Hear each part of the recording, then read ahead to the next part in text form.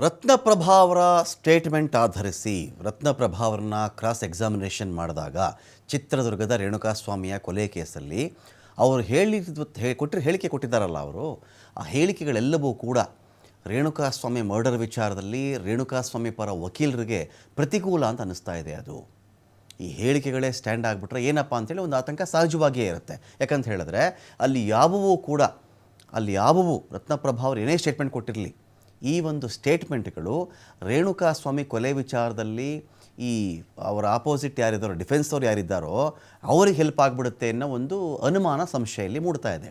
ಈ ಕಾರಣಕ್ಕೆ ಈ ರತ್ನಪ್ರಭಾ ರೇಣುಕಾಸ್ವಾಮಿ ಅವರ ತಾಯಿ ಇದ್ದಾರಲ್ಲ ಸ್ವಾಮಿ, ಇವರೇನು ಸ್ಟೇಟ್ಮೆಂಟ್ ಕೊಟ್ಟಿದ್ದಾರಲ್ಲ, ಇವನ್ನ ರೇಣುಕಾಸ್ವಾಮಿ ಅವರ ತಾಯಿಯನ್ನೇ ರೇಣುಕಾಸ್ವಾಮಿ ಪರ ಸಾಕ್ಷಿ ಅಂತ ಕನ್ಸಿಡರ್ ಮಾಡಬೇಡಿ, ಯಾವುದೇ ಕಾರಣಕ್ಕೂ ಮಾಡಬೇಡಿ. ಅವರನ್ನು ಪ್ರತಿವಾದಿ ಯಾರು ಡಿಫೆನ್ಸ್ಗಿದಲ್ಲ, ದರ್ಶನ್ ಆ್ಯಂಡ್ ಅದರ್ಸು, ದರ್ಶನ್ ಪರವಾಗಿನ ಸಾಕ್ಷಿ ಅಂತ ಕನ್ಸಿಡರ್ ಮಾಡಿಬಿಡಿ ಅಂತ ಹಾಕೊಂಡ್ಬಿಟ್ಟಿದ್ರು ಅರ್ಜಿಯನ್ನು. ಆ ಅರ್ಜಿ ವಿಚಾರಣೆಗೆ ನಿನ್ನೆ ಕೂಡ ಅದು ಬಂದಿತ್ತು. ಅದನ್ನು ಇವತ್ತಿಗೆ ಅದನ್ನು ಮುಂದೂಡಿಕೆ ಮಾಡಲಾಗಿದ್ದು. ಕೆಲವೇ ಕ್ಷಣಗಳಲ್ಲಿ ಇದರ ಕಥೆ ಕೂಡ ಡಿಸೈಡ್ ಆಗುತ್ತೆ.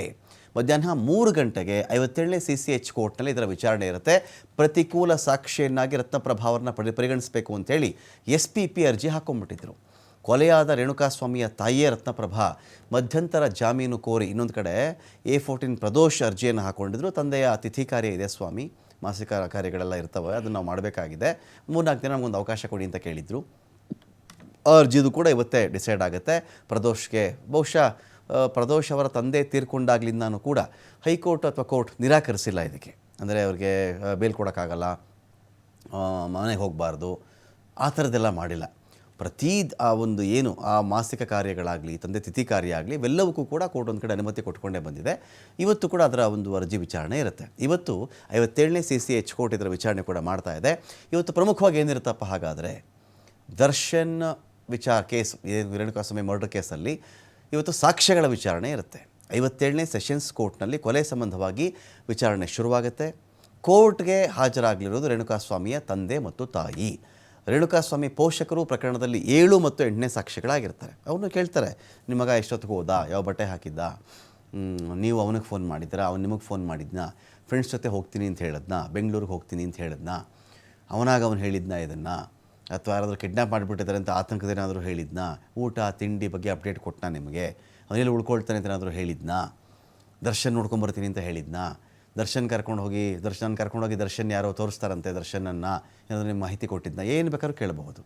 ಇವೆಲ್ಲ ಕೇಳಿದಾಗ ಏನಾಗ್ಬಿಡುತ್ತೆ, ಅವರು ಹೌದು ಮಗ ಎಲ್ಲ ಹೇಳಿಬಿಟ್ಟೆ ಹೋಗಿದ್ದ, ದರ್ಶನ್ ನೋಡ್ತೀನಿ ಯಾರೋ ಕರ್ಕೊಂಡು ಹೋಗ್ತಿದ್ದಾರೆ, ಅಭಿಮಾನಿ ಸಂಘದವರಂತೆ, ನಾನು ಅವರ ಅಭಿಮಾನಿ ಅಂತ ಏನಾದರೂ ಹೇಳಿಬಿಟ್ಟಾಗ ನಿಮಗೆ ಕಾನ್ಸ್ಪಿರಸಿ ಅಥವಾ ಈ ಕಿಡ್ನ್ಯಾಪ್ ಮಾಡಿಬಿಟ್ಟಿದ್ದಾರೆ ಅನ್ನೋ ಸೆಕ್ಷನ್ಗಳನ್ನು ದುರ್ಬಲ ಮಾಡಲಿಕ್ಕೆ ದರ್ಶನ್ ಪರ ವಕೀಲರಿಗೆ ಅನುಕೂಲ ಆಗಿಬಿಡುತ್ತದು. ಮಗ ಎಲ್ಲ ಹೇಳಿಬಿಟ್ಟೆ ಹೋಗಿದ್ದಾನಲ್ರಿ ಇವ್ರಿಗೆ, ನೀವೇನೋ ಕಿಡ್ನ್ಯಾಪ್ ಅಂತೀರಿ, ಬಾಯಿ ಮುಚ್ಕೊಂಡು ಹೋಗ್ಬಿಟ್ಟಿದ್ರು ಅಂತೀರಿ, ಕೈ ಕಟ್ಟಾಕ್ಬಿಟ್ಟಿದ್ರು ಅನ್ನೋ ರೀತಿಯಲ್ಲಿ ಮಾತಾಡ್ತಾ ಇದ್ದೀರಲ್ಲ, ಇಲ್ವಲ್ಲ. ಅಮ್ಮನಿಗೆ ಹೇಳಿದ್ದಾನೆ, ಅಪ್ಪನಿಗೆ ಹೇಳಿದ್ದಾನೆ, ಹೆಂಡತಿಗೆ ಹೇಳಿದ್ದಾನೆ, ಆರಾಮಾಗಿ ಹೋಗಿದ್ದಾನೆ, ಕರ್ಕೊಂಡು ಹೋಗಿದ್ದಾರೆ ಅವನು ಅಲ್ಲೆಲ್ಲ ಬಿಲ್ಲೆಲ್ಲ ಕೊಟ್ಟಿದ್ದಾನೆ. ಹಿಂಗಿದ್ದ ಮೇಲೆ ಕಿಡ್ನ್ಯಾಪ್ ಯಾವ ಥರ, ಅದಕ್ಕಿಂತ ಮುಂಚೆ ಕಾನ್ಸ್ಪಿರಸಿ ಯಾವ ಥರ, ಇದು ದರ್ಶನ್ ನೋಡೋಕೆ ಹೋಗಿದ್ದಾನೆ. ಇವರು ಆಮೇಲೆ ಹೇಳ್ತಾರೆ, ಇವರು ಯಾರು ಡಿಫೆನ್ಸ್ ಅವರು, ಅವನು ಬಂದಿದ್ದಾನೆ ಸ್ವಾಮಿ, ಯಾರು ಸಾಯಿಸಿದ್ರೋ ಗೊತ್ತಿಲ್ಲ, ಇದನ್ನು ದರ್ಶನ್ ತಲೆ ಕಟ್ತಿದ್ದಾರೆ ಸ್ವಾಮಿ ಅಂತ ಇವ್ರದ್ದು ಆರ್ಗ್ಯುಮೆಂಟ್ ಇದ್ದೇ ಇರುತ್ತೆ. ಆ ಥರ ಈಗಾಗಲೇ ಪಾರ್ಟಿ ಸವಾಲು ಮಾಡಿದ್ದಾರೆ ಆರೋಪಿಗಳ ಪರ ವಕೀಲರು. ಪಾರ್ಟಿ ಸವಾಲು ಮಾಡಿದ ಮೇಲೆ ಏನಾಗ್ಬಿಟ್ಟಿದೆ, ಇದು ಉಲ್ಟಾ ಆಗಿಬಿಡ್ತು.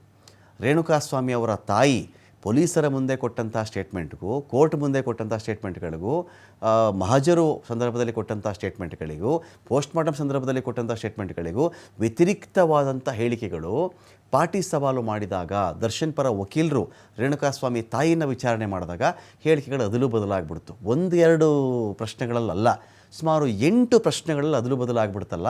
ಆಗ್ಲಿಂದ ಏನು ಅಂತ ಹೇಳಿದ್ರೆ, ಈ ಸಾಕ್ಷಿನೇ ನಮಗೆ ಬೇಡ ಸ್ವಾಮಿ ಅಂತ ಪ್ರಸನ್ನಕುಮಾರ್ ಕೂತಿರೋದು. ಈಗ ಇವ್ರನ್ನ ಯಾವ ಕಾರಣಕ್ಕೂ ರೇಣುಕಾಸ್ವಾಮಿ ಪರ ಸಾಕ್ಷಿ ಅಂತ ಕನ್ಸಿಡರೇ ಮಾಡಬೇಡಿ, ಇದನ್ನು ಪ್ರತಿವಾದಿ ಸಾಕ್ಷಿ ಅಂತ ಕನ್ಸಿಡರ್ ಮಾಡಿಬಿಡಿ ಅಂತ ಕೇಳ್ತಾ ಇದ್ದಾರೆ. ಹಾಗಾಗಿ ನಾನು ಪ್ರತಿವಾದಿ ಮಾಡಿದಾಗ ಏನಾಗುತ್ತೆ, ಮತ್ತೊಮ್ಮೆ ಇವ್ರು ಕ್ರಾಸ್ ಎಕ್ಸಾಮಿನೇಷನ್ ಮಾಡ್ಬೋದು. ಯಾರು ಪ್ರಸನ್ನಕುಮಾರ್ ಅವರು ಇಲ್ಲದೇ ಇದ್ದರೆ, ನಾನು ಮಾಡಿದ್ದೀನಿ ಸ್ವಾಮಿ ನಂದೇನಿಲ್ಲ ಅಂತ ಹೇಳಿದ ಮೇಲೆ ಪ್ರತಿವಾದಿಗಳು ಅವ್ರನ್ನ ಪಾರ್ಟಿ ಸವಾಲು ಮಾಡಿರ್ತಾರೆ. ಈಗ ಪ್ರಶ್ನೆ ಮಾಡೋಕ್ಕಾಗಲ್ವಲ್ಲ ಅವ್ರನ್ನ, ಅದಕ್ಕೆ ಪ್ರತಿವಾದಿ ಅಂತ ಮಾಡಿದಾಗ ನಾನು ಮತ್ತೊಮ್ಮೆ ಕ್ರಾಸ್ ಎಕ್ಸಾಮಿನೇಷನ್ ಮಾಡಬೇಕು ಅಂತೇಳಿ ಅವರು ಅರ್ಜಿಯನ್ನು ಹಾಕ್ಕೊಳ್ಬಹುದಾಗುತ್ತೆ. ಅದರ ಭವಿಷ್ಯ ಏನಾಗುತ್ತೆ ಇವತ್ತು ಗೊತ್ತಾಗುತ್ತೆ. ವಿಡಿಯೋ ಕಾನ್ಫರೆನ್ಸ್ ಮೂಲಕವಾಗಿ ದರ್ಶನ್ ವಿಚಾರಣೆಗೆ ಹಾಜರಾಗೋದು, ಜೈಲಿಂದ ವಿಡಿಯೋ ಕಾನ್ಫರೆನ್ಸ್ ಮೂಲಕ 7 ಆರೋಪಿಗಳು ಹಾಜರಾಗ್ತಾರೆ. ಇನ್ನುಳಿದ 10 ಆರೋಪಿಗಳು ಖುದ್ದಾಗಿ ಕೋರ್ಟ್ಗೆ ಹಾಜರಾಗುವಂಥ ಸಾಧ್ಯತೆ ಇದೆ. ಡೀಟೇಲ್ಸ್ಕೊಳ್ಳೋಕ್ಕೆ ಸಂತೋಷ್ ಇದ್ದರೆ ಸಂತೋಷ್ ಏನಿದೆ ಅಪ್ಡೇಟ್ಸ್ ಇದ್ರ ಬಗ್ಗೆ ಅಂತ?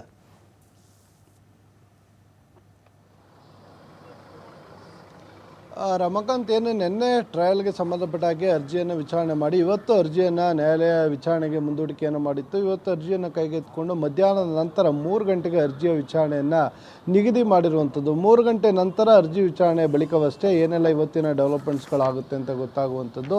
ಈಗಾಗಲೇ ಏನು ಒಮ್ಮೆ ರೇಣುಕಾಸ್ವಾಮಿಯ ಪೋಷಕರನ್ನ ಈಗಾಗಲೇ ಚೀಫ್ ಎಕ್ಸಾಮಿನೇಷನ್ ಮತ್ತು ಕ್ರಾಸ್ ಎಕ್ಸಾಮಿನೇಷನ್ ಎರಡೂ ಆಗಿರುವಂಥದ್ದು. ಆದರೆ ಕ್ರಾಸ್ ಮಾಡುವಂಥ ಸಂದರ್ಭದಲ್ಲಿ ರೇಣುಕಾಸ್ವಾಮಿಯವರ ತಾಯಿ ನೀಡಿರುವಂಥ ಸ್ಟೇಟ್ಮೆಂಟ್ಗಳೇನಿದೆ, ಈ ಸ್ಟೇಟ್ಮೆಂಟ್ಗಳಿಂದ ಸಾಕಷ್ಟು ಗೊಂದಲಕ್ಕೀಡಾಗಿರುವಂಥದ್ದು. ಇದೇ ಕಾರಣಕ್ಕಾಗಿ SPP ಅವರು ಏನು ಇಡೀ ಪ್ರಕರಣದಲ್ಲಿ ಇವ್ರನ್ನ ಹಾಸ್ಟೆಲ್ ವಿಟ್ನೆಸ್ ಅಂತೇಳಿ ನೀವು ಮಾಡಬೇಕು ಅಂತೇಳಿ ಮನವಿಯನ್ನು ಮಾಡಿಕೊಂಡು ನ್ಯಾಯಾಲಯಕ್ಕೆ ಈಗಾಗಲೇ ಅರ್ಜಿಯನ್ನು ಹಾಕಿದರೆ, ಅದರ ಜೊತೆಗೆ ಅವರನ್ನು ಕೂಡ ನಾವು ಪಾಟಿ ಸವಾಲ್ಗೆ ಒಳಡಿಸಬೇಕು, ನಮಗೂ ಕೂಡ ಪಾಟಿ ಸವಾಲನ್ನು ಮಾಡಲಿಕ್ಕೆ ಅವಕಾಶವನ್ನು ಮಾಡಿಕೊಡ್ಬೇಕು ಅಂತ ಹೇಳಿ ಈಗಾಗಲೇ SPP ಅವರು ಮನವಿಯನ್ನು ಮಾಡ್ಕೊಂಡಿದ್ದಾರೆ. ಅದಕ್ಕೆ ನ್ಯಾಯಾಲಯ ಅವಕಾಶವನ್ನು ಮಾಡಿಕೊಡುತ್ತಾ ಅನ್ನೋದನ್ನ ನೋಡ್ಕೊಡ್ಬೇಕಾಗತ್ತೆ. ಇಲ್ಲಿ ಪ್ರಮುಖವಾಗಿ ಏನಂತ ಹೇಳಿದ್ರೆ, ಕ್ರಾಸ್ ಎಕ್ಸಾಮಿನೇಷನ್ ಮಾಡುವಂಥ ಸಂದರ್ಭದಲ್ಲಿ ಎಲ್ಲರೂ ಕೂಡ ಸೀನಿಯರ್ ಅಡ್ವೊಕೇಟ್ಸ್ಗಳೇ ಇರುವಂಥದ್ದು. ಹೀಗಾಗಿ ಹೇಳಿಕೆ ನೀಡುವಂಥ ಸಂದರ್ಭದಲ್ಲಿ ಭಿನ್ನಾಭಿಪ್ರಾಯಗಳು ಆಗಿರ್ಬೋದು, ಇಲ್ಲ ಏರಿಳಿತಗಳಾಗಿರ್ಬೋದು. ಅದನ್ನು ಕ್ರಾಸ್ ಎಕ್ಸಾಮಿನೇಷನ್ ಮಾಡಿದಂಥ ಸಂದರ್ಭದಲ್ಲಿ ರೇಣುಕಾಸ್ವಾಮಿ ಅವರ ತಾಯಿ ಏನು ಹೇಳಿಕೆಗಳನ್ನು ಕೊಡ್ತಾರೆ, ಈಗಾಗಲೇ ಏನು ಆರೋಪಿಗಳ ಪರ ವಕೀಲರು ಕ್ರಾಸ್ ಮಾಡಿದಂಥ ಸಂದರ್ಭದಲ್ಲಿ ಸ್ಟೇಟ್ಮೆಂಟ್ ಏನು ನೀಡಿದ್ದಾರೆ, ಅದೇ ಸ್ಟೇಟ್ಮೆಂಟ್ನ SPP ಅವರು ಈಗ ಕ್ರಾಸ್ ಮಾಡಲಿಕ್ಕೆ